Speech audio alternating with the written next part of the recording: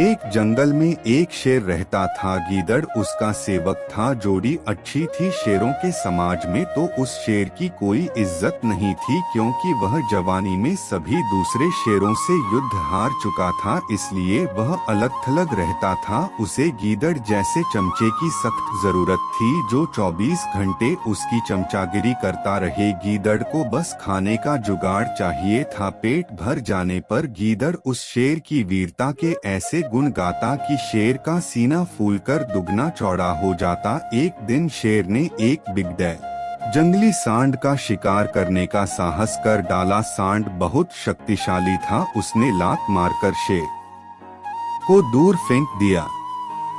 जब वह उठने को हुआ तो सांड ने फांफा करते हुए शेर को सींगों से एक पेड़ के साथ रगड़ दिया। किसी तरह शेर जान बचाकर भागा। शेर सींगों की मार से काफी जख्मी हो गया था। कई दिन बीते परंतु शेर के जख्म ठीक होने का नाम नहीं ले रहे थे। ऐसी हालत में वह शिकार नहीं कर सकता था। स्वयं शिकार करना गीदड़ के बस का नहीं था। दोनों के भूखों मरने की नौबत आ गई। शेर को यह भी भय था कि खाने का जुगाड़ समाप्त होने के कारण गीदड़ उसका साथ न छोड़ जाए। शेर ने एक दिन उसे सुझाया, देख जख्मों के कारण मैं दौड़ नहीं सकता, शिकार कैसे करूं? तू जाकर किसी बेवकूफ से जानवर को बातों में फंसाकर यहाँ ला, मैं उस झाड़ी में छिपा रहूंगा।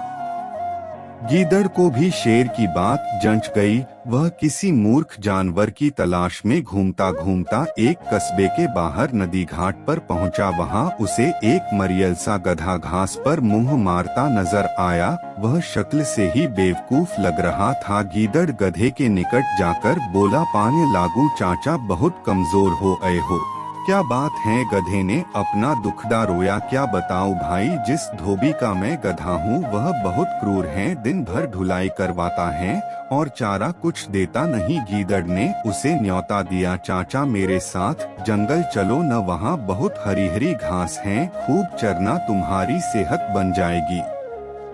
गधे ने कान फड़फड़ाए, राम राम, मैं जंगल में कैसे रहूंगा? जंगली जानवर मुझे खा जाएंगे। चाचा तुम्हें शायद पता नहीं कि जंगल में एक बगुला भगत जी का सत्संग हुआ था। उसके बाद सारे जानवर शाकाहारी बन गए हैं। अब कोई किसी को नहीं खाता। गीदड़ बोला और कान के पास मुंह ले जाकर दाना फेंका। चाचू पास के कस्बे से बेचारी गधी भी अपने धोबी मालिक के अत्याचारों से तंग आकर जंगल में आ गई थी। वहाँ हरी हरी घास खाकर वह खूब लहरा गई है। तुम उसके साथ घर बसा लेना। गधे के दिमाग पर हरी हरी घास और घर बसाने के सुनहरे सपने छाने लगे। वह गीदड़ के साथ जंगल की ओर चल दिया। जंगल में गीदड़ गधे को उसी झाड़ी के पास ले गया जिसमें शेर छिपा बैठा था। इससे पहले कि शेर पंजा मारता, गधे को झाड़ी में शेर की नीली बत्तियों की तरह चमकती आंखें नजर आ गईं। वह डरकर उछला, गधा भागा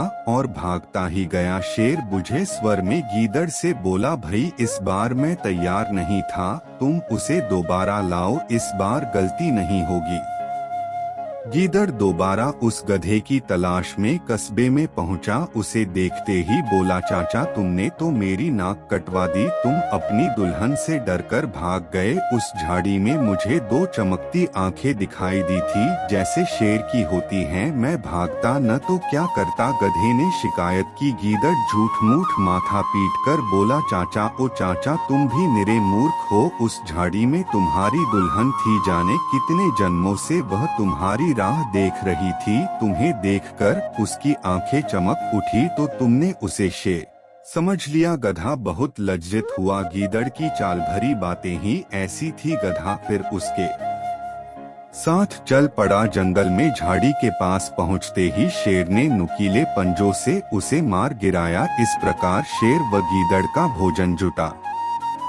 सीखा, दूसरों की चिकनी चुपड़ी बातों में आने की मूर्खता कभी नहीं करनी चाहिए। तो कैसी लगी आपको मेरी यह कहानी? मुझे कमेंट करके जरूर बताएं। और यदि कहानी अच्छी लगी हो तो अपने दोस्तों के साथ भी शेयर करें। और हाँ, अगर आपने अब तक मेरे चैनल को सब्सक्राइब नहीं किया है तो जरूर सब्सक्राइब कर दें।